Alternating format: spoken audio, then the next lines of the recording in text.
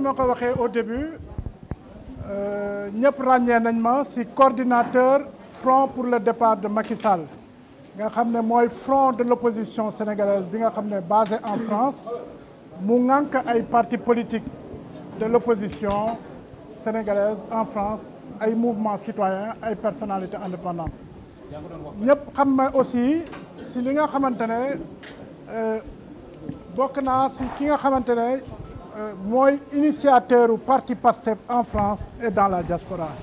mais aussi nekk coordinateur initiative politique nga xam ne parti bi ñuy wax diisoo ak parti bi ñuy wax PASTEF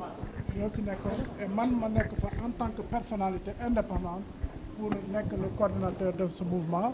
et donc je pense que casquette politique yooyu mën naa leen ko jox ak j'ai été aussi le coordinateur du Front du Non en 2016 lors du référendum.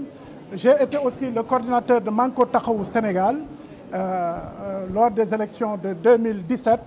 mais également en 2019 le coordinateur de la coalition Idy 2019. Donc gars yi dañ ne ma kii parti bu nekk lay dem.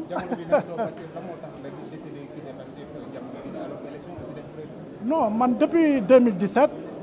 nekkatuma Pastef wax naa li tax nekkatuma Pastef mooy li nga xamante ne opposition bi da ko mbëbbatoon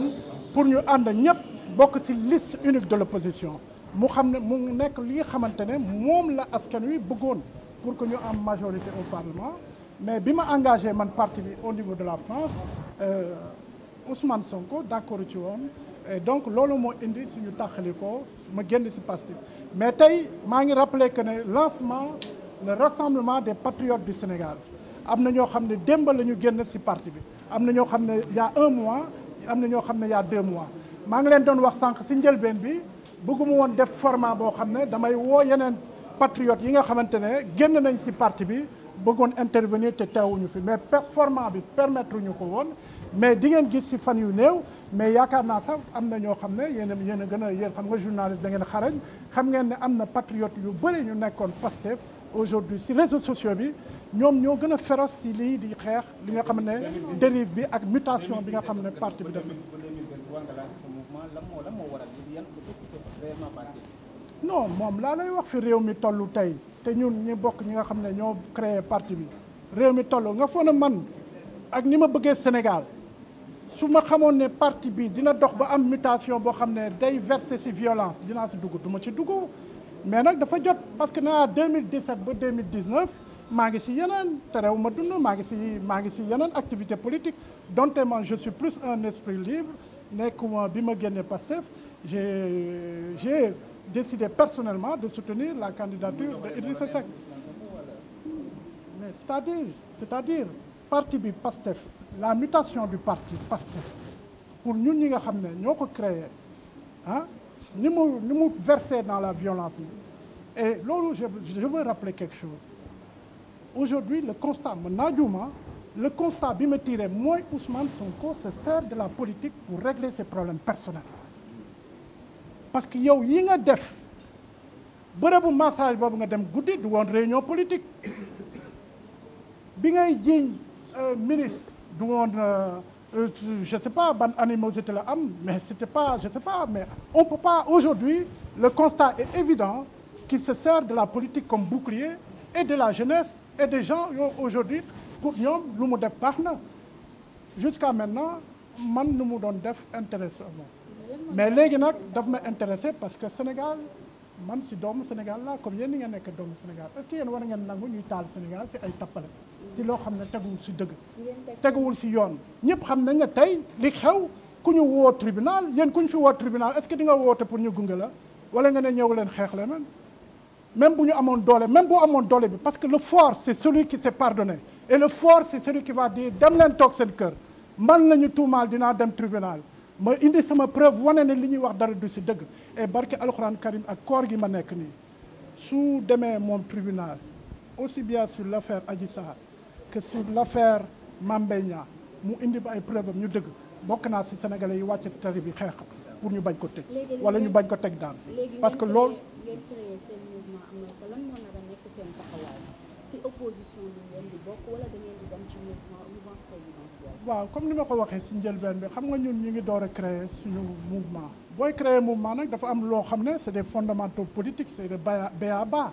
di nga dem seeti nit yi aussi di nga déglu di nga confronter des idées di nga xool aussi lan vraiment la réew mi soxla balaa aussi ngay jël sa yenn résolution naturellement ñu ngi dem ci élection boo xam ne dafa am importance 2024 capitale parce que c'est une transition pour le Sénégal parce que le Sénégal va être un pays producteur de gaz de pétrole lu am solo la ci réew mi looloo tax ñun ñëpp ñu nekk fii ak sénégalais bu fu mu waay mëntu nekk loolu nga xam ne suñu maam yi ñoo ko liggéey ba mu meññ ci réew bi waruñu d'accord ñu koy taal yeneen réew ñëw jëriñoo ko parce que loolu moom mooy mbëbëtu ñenn ñi indi fa ay sambabo yoo xam ne dañuy taal réew bi parce que man en tant que acteur politique am na ay information yoo xam ne du ma ko wax ci kaw du ma ko wax fii mais jàpp leen ne fi ngeen taxaw nii le Sénégal est en danger donc pour le Sénégal nekk en danger ku nekk ci ñun ci këram ci koñam dafa war a def en sorte mu aar dëkkuwaayam aar quartier aar goxam. tontu leen question bi de ban ndax da ngeen fas yéene des ci opposition bi wala. waaw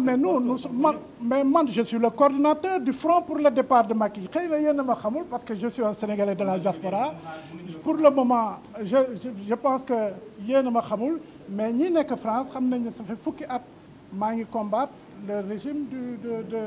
du président Macky Sall donc. wax naa aussi fii dama fi teew en tant que coordinateur du rassemblement des patriotes du Sénégal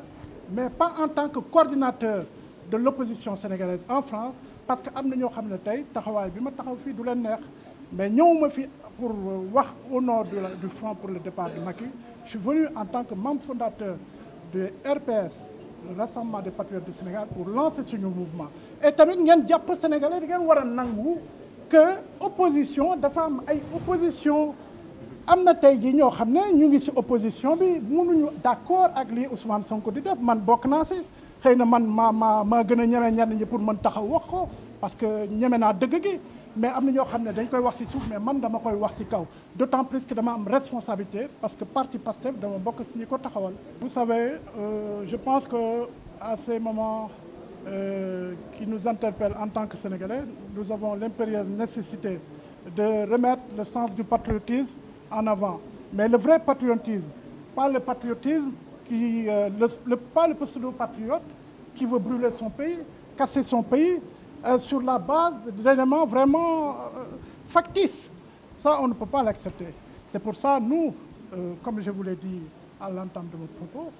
et il y a énormément d'anciens responsables qui ne se retrouvent plus dans PASTEF et qui veulent animer ce mouvement avec les idéaux qui nous ont poussés à travailler autour de PASTEF en 2014 pour faire de ce mouvement un grand parti politique. Donc, vous pensez que Ousmane Sonko c'est faire de la jeunesse pour arriver au sommet? Oui, c'est évident. Vous savez, la jeunesse, moi j'ai été comme vous, on a tous été jeunes. Moi, j'ai grandi sous l'ère du SOPI. Et on était tout jeune et un peu à une propension à être un peu rebelle, à être un peu têtu. Mais il ne faut pas non plus, en tant qu'adulte, qu'on utilise cette naïveté. Parce que les jeunes, ils absorbent. Ils absorbent. Les premières phrases que vous leur dites, ils vont l'absorber. Mais si vous êtes quelqu'un aujourd'hui qui manipule, comme le fait Ousmane Sonko, à travers ses VAR d'ailleurs, parce que je pense que c'est l'homme politique sénégalais qui a le plus de VAR pour une si courte carrière politique, il peut s'enorgueillir d'être celui qui a le plus de VAR dans la scène politique. Et donc, c'est notre devoir de ne pas entraîner les jeunes dans vraiment une pente dangereuse. Il ne faut pas se servir des jeunes comme bouclier politique. Abdoulaye Wade disait, je ne marcherai jamais sur des cadavres pour aller au palais. Il faut se souvenir de ça et c'est important de lui rendre hommage parce qu'il avait une force qui pouvait déstabiliser à chaque instant le Sénégal, mais il ne s'est jamais servi de cette force pour déstabiliser le Sénégal. Idrissa Seck en 2019, je vous ai dit que j'étais le coordinateur de la campagne d'Idrissa Seck en 2019 en France. Il pouvait aussi appeler à la violence, contester les résultats, il ne l'a pas fait. Voilà ce que ça doit être la politique. Là, on ne fait pas la politique pour brûler son pays.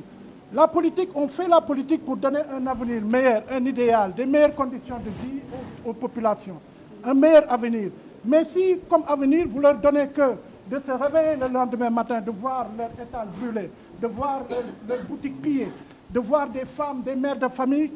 qui ont perdu leurs enfants, sur des choses vraiment qui relèvent d'énormes mensonges, d'énormités. Comment quelqu'un qui se rend dans un salon de massage et dit qu'on l'a comploté? Alors moi, la question que je me pose souvent, c'est je veux qu'ils me disent, Ousmane Sonko, à quel moment le complot a eu lieu? À quel moment le complot a eu lieu? Est-ce que c'est en partant de chez toi? Est-ce que c'est au niveau de Sweet Beauté? Parce que j'ai du mal à comprendre. Bon sang, on ne l'a pas quand même tiré par les cheveux pour le mettre dans son véhicule, pour l'amener dans un endroit où vraiment tout le monde sait que ce n'est pas des massages thérapeutiques qui s'y sont... Maintenant, votre mouvement est entré dans l'opposition et vous êtes de la mauvaise position. Mais je vous ai dit que nous, on vient de lancer notre mouvement. Moi, je suis quand même le coordinateur du front de l'opposition. Donc, je suis un opposant. Mais je ne suis plus un opposant nihiliste. C'est pour ça, le monsieur, je lui disais, je lui répondais tout le temps, que si j'ai décidé depuis 2019 de me mettre un peu en retrait, parce qu'aussi, on doit réfléchir. Nous, là, on a quel intérêt que Macky Sall échoue? Ou comme je disais tantôt, fasse rentrer dans le Sénégal dans un trou profond, que le Sénégal ne puisse pas en sortir. On n'a aucun intérêt, on est des opposants, on doit être des opposants républicains. On doit critiquer quand on doit critiquer, mais aussi on doit reconnaître qu'il y a des choses qui sont faites en termes de réalisation. Moi, je faisais partie de ceux qui décriaient le terre. Ceux qui décriaient le terre, je faisais partie de ceux qui décriaient le terre. Mais j'ai vu que quand même le terre, aujourd'hui, parce qu'il y a des investissements, on ne les fait pas pour la rentabilité en tant que tel. Mais on doit quand même avoir un confort, on doit quand même désengorger la situation. J'ai un ami qui me disait, il vient me voir, d'ailleurs il est dans la salle, il est de Thiaroye. Il me disait en période de Ramadan, il mettait 2 heures pour aller à Thiaroye. Le moment de la rupture du jeûne, le trouvait dans les transports. Maintenant, il vient ici, il quitte la gare de Dakar, 15 minutes après, il est à Thiaroye. Mais quand même, c'est un progrès. Il ne faut pas qu'on soit nihiliste, c'est un progrès. Et comme je disais, ce n'est pas qu'un investissement, il ne faut pas juste le voir à l'aune de sa rentabilité, il faut le voir aussi par rapport au confort des populations. Les Sénégalais ont droit d'avoir des terres, des métros, des belles voitures, des emplois. Voilà.